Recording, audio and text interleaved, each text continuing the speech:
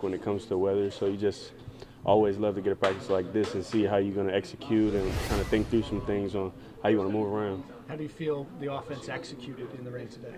I think it was pretty cool. We obviously always have stuff to clean up, and we'll watch the film and figure that out, but I think they handled it the right way. Nobody was, oh, we're out here in the rain. It was more, we attacked it, so that was awesome.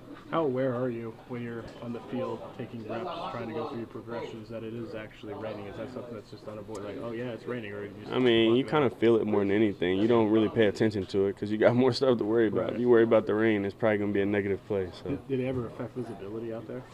If you wear like a visor or something, I feel like it affects your visibility, but unless it's like just a crazy amount of water, then you're good.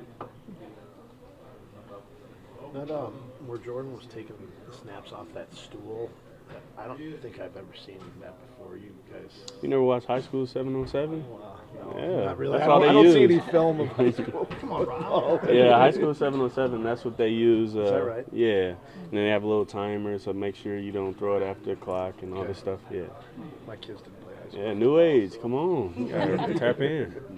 You haven't covered the Packers 7-on-7? No. That'd be elite. Does that simulate a snap at all, or is it just getting your drop?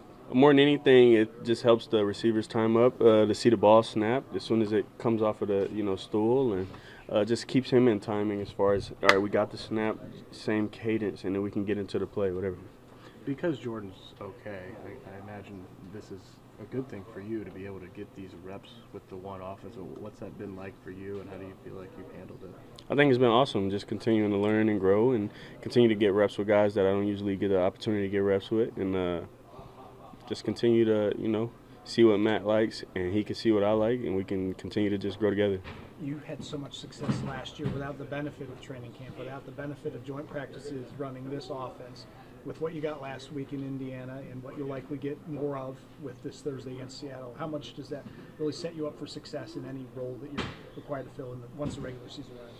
I don't really think it's comparable, but I'm definitely looking forward to any opportunity to get out there, whether it's with the 1s, 2s, 3s, 4s. It don't matter. More than anything, is just getting those reps and being able to go through these plays and see all the looks we can get and make sure you can make the fastest and best decision you can when we get out there, and it's real. Malik, Coach LaFleur complimented your ability to escape and keep the play alive when the pocket collapses. He says that's not something you can teach a quarterback. For you, when did you kind of, figure out how to navigate that, and have you always been good at it, or does it take time?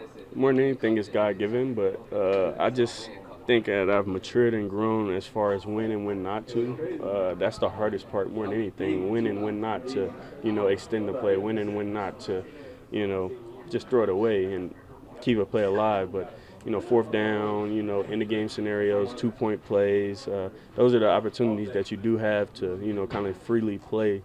And that's it, just discernment on when and when not to, because you can fall into doing that and you don't need to, and now you're causing negative plays, now you're making mistakes, now we're off schedule, and now it's 3rd and long every time. So it's more than anything just discernment. You mentioned fourth down, from snap to throw. What goes through your mind on that fourth down in Indy? Well, just going through my progression, we got a little bit of pushback, so I lost vision to my 3rd progression. I kind of looked for an escape route. There wasn't any, so I get my eyes back up, look downfield. Fitzy did a great job getting open. When did you spot that he was open during the extension? When I turned around, yeah, I got my eyes up. So you're just trying to get to a window at that point so you can deliver? Yeah, just finding somebody open, try to convert. That's the main thing. What did you see on the tape from Saturday's game? I mean, you move the ball, you see effort on your line, but you got formation problems, holding problems. What did you guys talk about as an offense? We still got to watch the film, but as far as what I've seen, I've watched it. We just got to continue to focus on the details and the little things, and there's a lot of young guys, and, just fighting through some of these issues. I mean, that's what the preseason is for, to just continue to learn and get better. I feel like we just have to stay, positive as far as reiterating the just importance of the details and help them to understand that it's not just something that's easily glossed over. It's definitely important, because that could be the difference in, as we've seen, a 3rd and 4 and a 3rd and 15 or 3rd and 7 to a 3rd and 12. It's like, it seems like not that big a deal until, you have 20% less a chance to convert, you know what I mean? Especially when you're trying to go get points every drive. When you're in shotgun and you're young guard is off by a half a foot lining up, and that screws up the tackle. There's not much a quarterback can do with that situation, right? I mean, do you see that coming? Or? I mean, it's definitely hard. I mean, you have to be aware of so many things, you know, the game clock to play, you know, the defense, but to focus on it. But if it's in our power to try to help them out, then we can definitely do that. But I think we won't have that issue again. What did you think of what Julian and Cornelius gave you guys, especially all the reps they got in that game? Julian, obviously, that great catch that didn't count. What did you like about their play? Just super excited how they fought. You know, I mean, they played most of the game. You could say, hey, I'm tired, this and that. You can complain, but they, you know, took advantage of the opportunity and went out there and put some good stuff on tape, make some big catches on some, you know, good conversions. I mean, yeah, Scud, he was mad about that getting called back, but at the same time, you put it on tape, you see you could do it. That's the most important part in the preseason. Probably the one throw you want back Saturday is the one to Fitzpatrick. Was that your first progression on that play? What did you see? That was my third. Yeah. My first two, they didn't look too hot. I mean, and like you said, just trying to keep it alive until we can get a first down. We only needed 6 yards, so just trying to hopefully somebody can get open. It's hard to cover guys for 6-7 seconds, so if I can buy a little time. In that situation, when your internal clock's going off, you feel like you got to get rid of it. You got to try to make a play there. Yeah, and just knowing where we at on the field. I mean, if we were backed up a little bit more and going for it, it'd have been a little bit.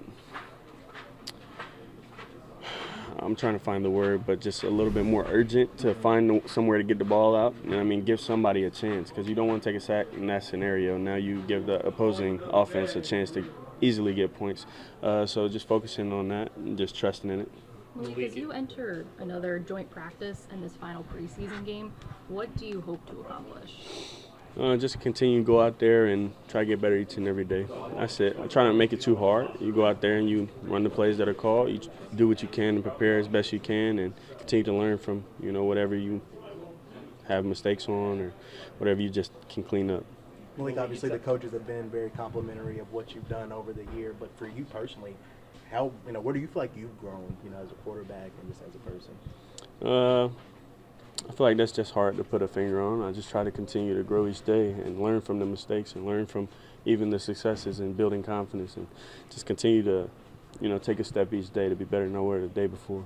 I asked Steno a couple of weeks ago, what's the difference in when you came in last year to now? He said last year it was a lot of trying to figure you out, what you do well, and put you in those positions. Now it's like, this is what we do, this is our scheme, and you fitting you in that. How's that process been like for you to really get on the same page with the scheme, the playbook? Yeah. I mean, it's way more cool than, you know, trying to just get in there and, you know, swim when you can swim comfortably and you know what's going on and you understand what we're trying to accomplish with each and every, you know, concept or play call. I think it's been more fun just to see how, you know, the coaches call it and what are they thinking, and it makes the game just that more impactful. Do you feel like there still is that collaboration? Okay, these are my strengths and this is how it fits into the playbook, or has it been really just centered in your mind on this is the playbook, these are the progressions, this is what I need to know in this offense? I mean, a little bit of both. I mean, that's how guys go out there and play ball and be their best selves. I mean, you can't go out there and be a robot and just, you know, do whatever. You got to play the game at the same time and react. Malik, as you're coming up on a year here in the next week or so, what's the last year been like for you since you arrived? It's been pretty cool, a little chillier than my previous years. I learned a lot. It's been awesome. This is a really cool QB room. We built a lot of good relationships throughout the team. I think it's been awesome. What have you seen out of El Gersma since he's come here?